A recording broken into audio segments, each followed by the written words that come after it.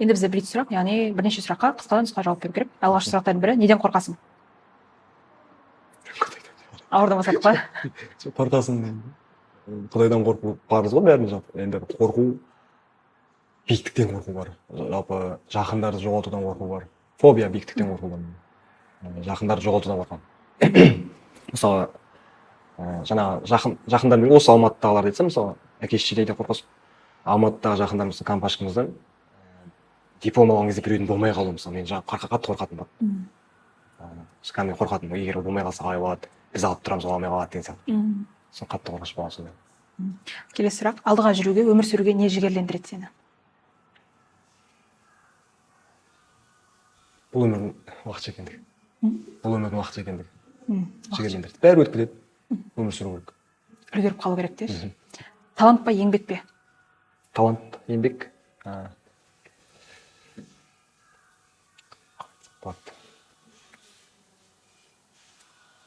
Екеуіне де қарау керек. Талант та керек шығар. Мысалы, әркім өз ісімен айналысу керек дегенде жаңағы бәріміз кішкентай кезде мысалы ғарышкер боламыз дедік, футболист боламын дедім мен мысалы армандадым. Ол талант кішкене болмаса, қабілет.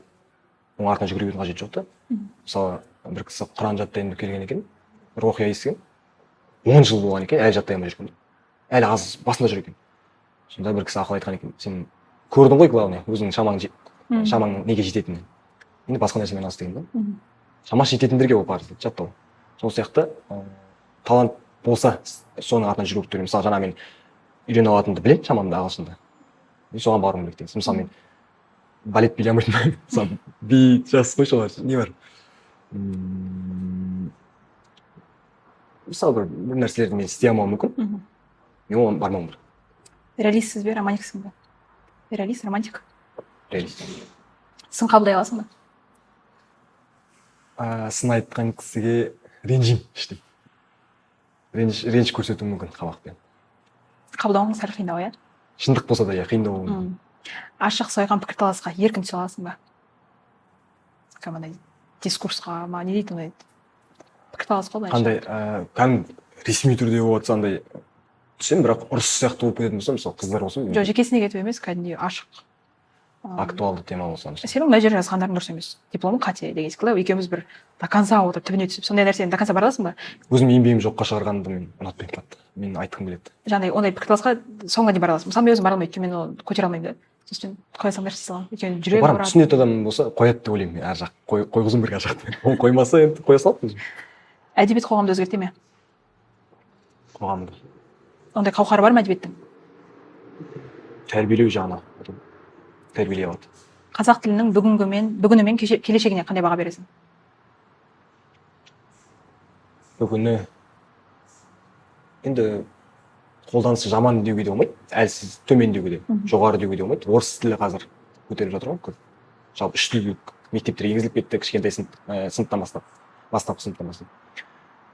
Бірақ жойылмайды. Осы қалпында тұрады деп сенемін. Өрлемесе төмендемейді дейсің. Билік, саясат, жоғары шен, немесе атақ дәреже деген нәрсе қызықтыра ма сені? Және берсе ұсынып жатса аласың ба?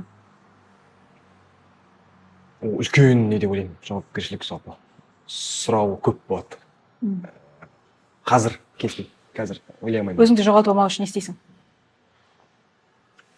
Рухани байытуым керек, діни жағынан. Бір сөз айтуға ғана күшің қалды дейтін болса, бұл өмірдегі ең соңғы сөзің қандай болады? Кәлиманы айтамын. Өмірдің мәні? Бүгінгі 21 жастағы Дастан үшін өмірдің мәні не қазір? Өмірдің мәні Алланы қою бірінші орынға. Бірінші қою. Алла разылық үшін жасау әр нәрсені. Біреуді кешіре салсаң да, біреудің алдында төмен деп кешірім сұрасаң да, не болады, мысалы, басыңнан сөз асырып жіберсең де, Қазбек айтады, мысалы, басымыздан сөз асырмаған дейміз қазақ. Енді ол қате демейміз, бірақ асырып жіберу керек кездерде болады да, мысалы. Сен әкең саған, мысалы, дұрыс емес болуы мүмкін, ұрсып атқаны, мысалы, жайдан жай маған әкем тұрып боқтаса да мен ренжіп қаламын, мысалы. Ол жауап көтере алмаймын, өзім боқтамаймын, біреуді боқтамай отырсам, бірақ боқтаса мен ренжіп қаламын, әкем айтса да. Бірақ әкең де ол, сен неге боқтадың дей алмайсың да, ол. Сен әкең бол. Сен казгу деген сияқты. Бір істі бастауға қорыққанда не істейсің? Бағана тәуекелге кішкене қорқақтаймын дедің? Иә, бар. Қорыққанда көбіне мен адамдардан негізі кеңес сұраймын. Азаматтан сұрайтын, Нұрмұхаммедтен сұрайтын. Нұргелден білмеймін сұраған сияқтымын, бірақ үйдегілерден сұраймын. Жалпы еркін айтамын. Ортақ тема қылып кәдімгі үйге тастап жүрмін. Ас үйде кәдімгі талқылап отырамыз. Әкемнен сұраймын, шешемнен сұраймын. Себебі басты жаны ашитын кісілер сол бар да, бірақ оларға айтпайтын нәрселер де болуы мүмкін. Енді мысалы истихара намазы деген де бар, Құдайдан сұрау, дұға қылу деген сияқты. Сонда бір шешім болады деп сенемін. Сондай кездер болады. Және де қай жасыңа немесе қай жылдарға бір қайтқың келетін кездер болады. Осы бір жасыма барсам ғой деп бір рет болсын. Роза Рымбай бармайды жауап берген. Балалық шағыма барамын деп. Әкем тірі, ағам тірі деген. Енді бар ма? Мақпал жүнісова ғой. Мақпал жүнісова, иә. Балалық шағын дейді мысалы өзім. Мысалы ол кезде мен балалық шағымда мен осындай болсам деп армандағам да бірақ. Білмеймін, адамға не жағатыны жалпы қиын екен. Ештеңе ұнамайды. Мысалы әкеме айтқан әлі есімде. Әке сен сияқты болсам өсіп кетсем тезірек. Құттай балаға ұнамайды деп қойған.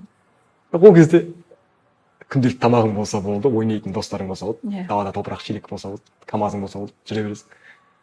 Сондай жақсы екен негізі. Өзіңді қаншалықты деңгейде жақсы көресің?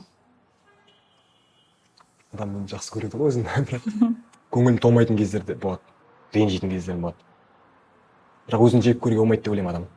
Әйтпесе оны өзін бағалай алмайды. Ол жерде өзің бағаламағаннан кейін сен ешкім бағаламайды. Егер проценттік немен айтатын болсақ, қаншалықты деңгейде? 95. 95. Жақсы. Айналаңдағы адамдарды жек көрген кезде не істейсің? Танымайтын адам ба, жақын адам ба? Жаныңда жүрген, жаныңда жүрген жақындардан. Бір ұнатпай, бір жек көріп кеткен кезде бір. Істеп жүресің сол жерде. Эмоционал, ашу шығып кетуі мүмкін. Ашу шыға ма? Соңғы рет қашан жыладың?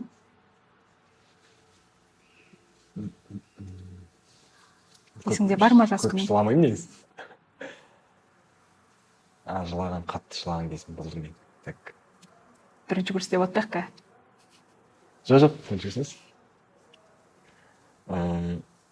Ағам кішкентай баласы, қызы. Кішкентай болу ерекше болады, 5-ші баласы қызы. Соны кәдімгі еркелетіп, құшақтап, мен қызым деп жүретін. Сосын жеңгем жібереді бір күні.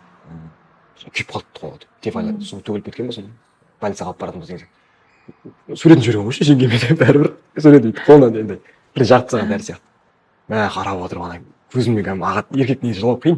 Ішінен жүрегі ауырады деп. Көзден жас шықпайды. Сондай жылау болды.